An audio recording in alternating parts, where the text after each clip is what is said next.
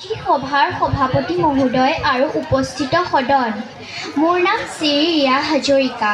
মই শংকৰদেৱ শিশু নিকেতন হাৱাজানৰ পৰা আহিছোঁ। মই পঞ্চম শ্ৰেণীৰ ছাত্ৰী। মই এনে এজন ব্যক্তিৰ বিষয়ে ক'ব ওলাইছোঁ যিজন হিন্দু সন্ন্যাসী, লেখক আৰু দাৰ্শনিক আছিল। তেওঁৰ নাম হ'ল স্বামী বিবেকানন্দ।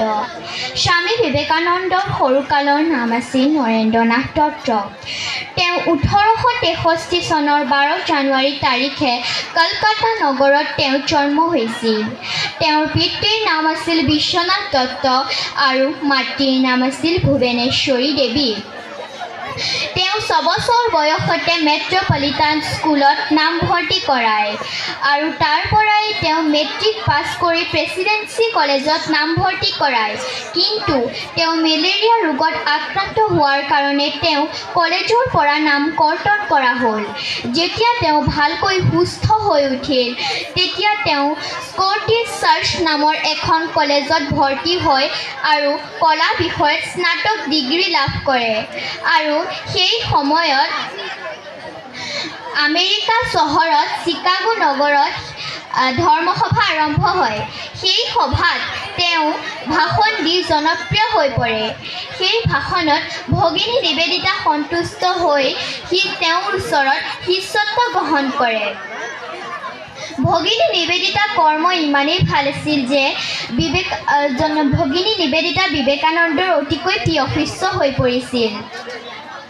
তাৰ পিছত 1881 চনত বিবেকানন্দই ৰামকৃষ্ণ পৰমহংসক লগ পায়। ৰামকৃষ্ণ পৰমহংসৰ ব্যক্তিত্ব, চিন্তা, দৰ্শনৰ প্ৰতি তেওঁ আকৃষ্ট হয়।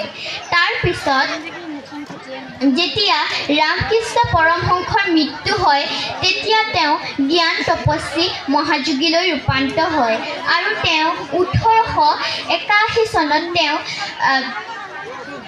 ৰামকৃষ্ণ মিছন স্থাপন কৰে আৰু তেওঁ 1883 চনৰ পৰা 1893 চনলৈকে তেওঁ গেৰুৱা বসন পিন্ধি পদযাত্ৰাৰে ভাৰত ভ্ৰমণ কৰে আৰু তেওঁ এই কথা চিন্তা কৰিল যে স্ত্ৰী শিক্ষাৰ দ্বাৰা দেশৰ উন্নতি সম্ভৱ বুলি।